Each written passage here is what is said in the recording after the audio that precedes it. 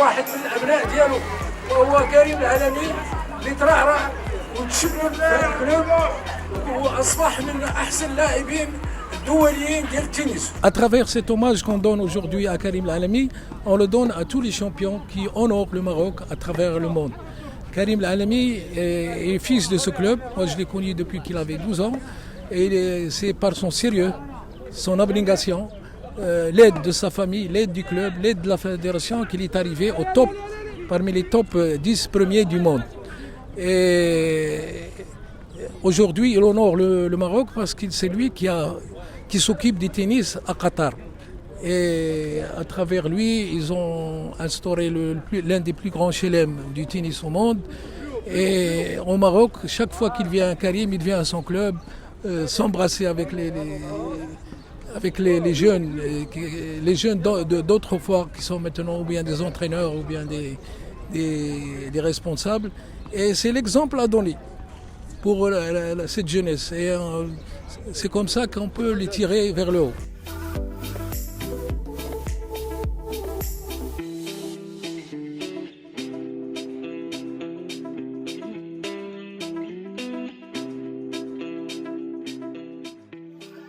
Je suis très content d'être ici aujourd'hui. C'est un événement exceptionnel pour moi. Je suis très heureux de partager ce moment avec les enfants du RUC, avec tous les membres du RUC.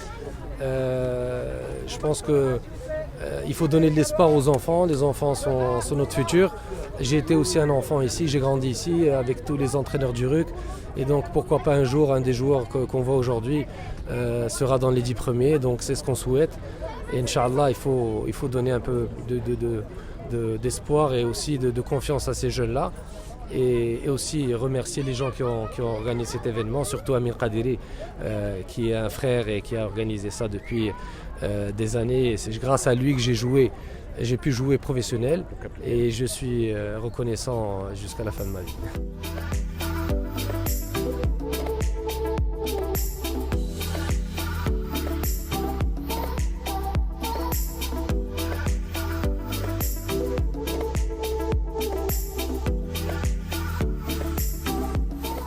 Je suis ravi d'avoir participé à cette journée au club de Karim Al-Alami. C'est là où il s'est entraîné, il a progressé, il a fait sa magnifique carrière. Donc voilà, je suis ravi de le voir, on ne se voit pas trop. Donc ça fait plaisir de le voir dans son propre club où on a fait pas mal d'entraînements ensemble quand on était petits. Donc voilà, et de voir tous ces enfants aujourd'hui, voilà, c'est l'école de tennis et de voir autant d'enfants, de filles, de garçons, c'est juste super pour le tennis. Et voilà, il faut qu'ils continuent à prendre du plaisir et c'est comme ça qu'Inch'Allah on aura des futurs champions.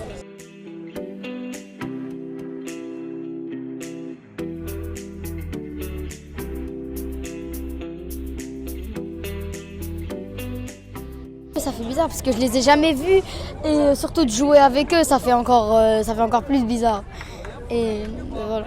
Je me sens maintenant un grand champion, un très très grand champion qui est en train de jouer avec un autre champion dans un match de tennis. Par exemple comme dans le Roland Garros par exemple.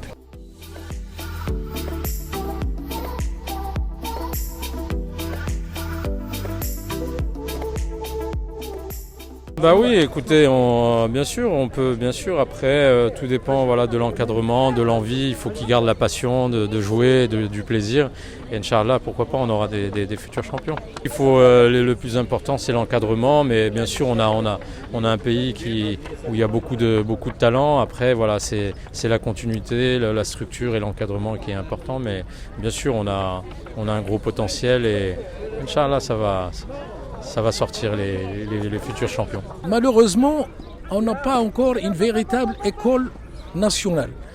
On tente à droite et à gauche, on envoie des jeunes à l'étranger et une grande partie de nos jeunes arrivent à être les meilleurs d'Afrique, d'Arabe et tout ça, mais ce n'est pas suffisant.